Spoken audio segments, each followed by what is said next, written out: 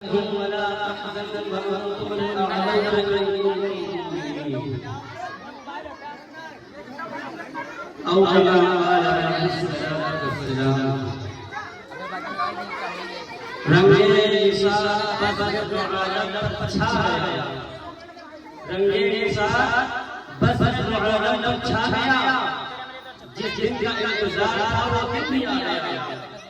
اسی دن کے لیے شہیدوں نے اپنا لہو بہایا تھا جھوٹوں والوں 15 اگست سے آیا ہے میری زمین میرا آسمان سب کچھ ہے میری زمین میرا آسمان سب کچھ ہے میرے لیے میرا ہندوستان سب کچھ ہے یہ ملک ہمارا ہے اور جان سے پیارا ہے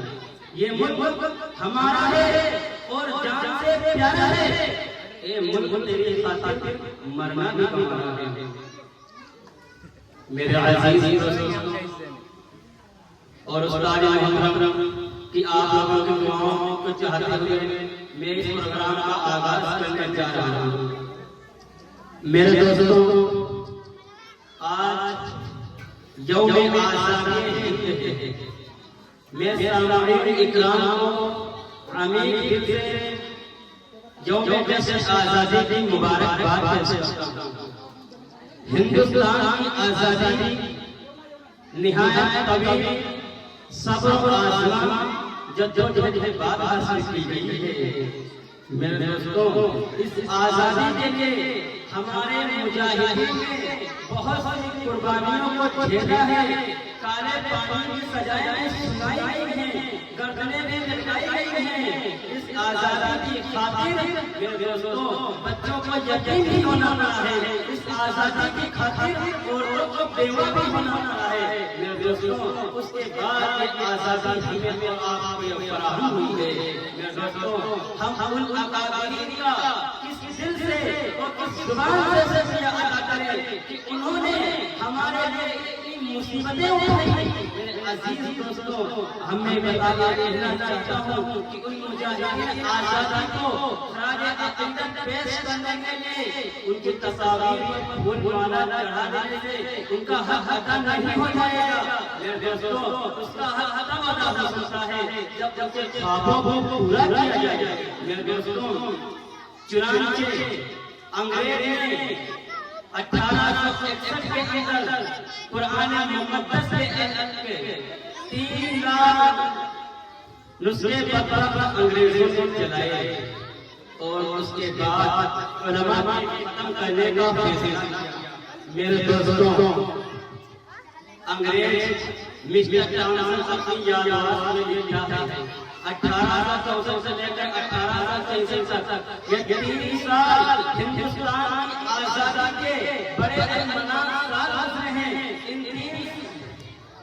ان 3 سالوں میں انگریز نے 14,000 علماء کرام کو تخت دار پر بٹھا دیا ٹاؤنسن کہتا ہے دلی کی چاندنی چوک سے لے کر خیبر تک کوئی ایسا درخت نہ تھا جس پر علماء کی گردن نہ جاتی ہو میرے دوستو ٹاؤنسن کہتا ہے علماء کے جسموں کو تانبے سے داغا گیا ٹاؤنسن کہتا ہے علماء کو سوروں کی کھاتوں میں بند کر کے جلدے میں تندوروں میں ڈال دیا گیا ٹاؤنسن کہتا ہے لاہور دریا علاقہ میں ایک دن میں 80 علماء کو گولیوں میں بند کر کے دریا میں پھینک دیا جاتا تھا اور اس کے بعد ان گولیوں کا نشانہ بنایا جاتا تھا ٹاؤنسن کہتا ہے لاہور کی شاہی مسجد جس کے شہر میں انگریز کا پھانسی کا کمرہ بنایا تھا اور اس میں ایک دن میں 80 علماء کو پھانسی دی جاتی تھی میرے دوستو ٹاؤنسن کہتا ہے جب میں اپنے خیمے میں گیا تو مجھے مردار کی بدبو مردار کی بدبو محسوس ہوئی تو میں خیمے کے پیچھے گیا تو کیا دیکھتا ہوں 40 علماء کے کپڑے اتار کر ان انگاروں پر لٹایا گیا اور میرے دیکھتے میرے سامنے 40 اور علماء کو بٹھایا گیا ان کے بھی کپڑے اتارے گئے انگریز نے کہا مولویوں تم میں سے صرف ایک آدمی یہ کہہ دو کہ 1857 کی جنگ آزادی میں ہم شریک نہیں تھے انگریز خود اپنا نام لکھتا ہے کہ مجھے پیدا کرنے والے کی قسم उन अकादमीन ने, उन उलमा ने अपने जिस्मों को जला दिया, अपने को कुर्बानी दे दी,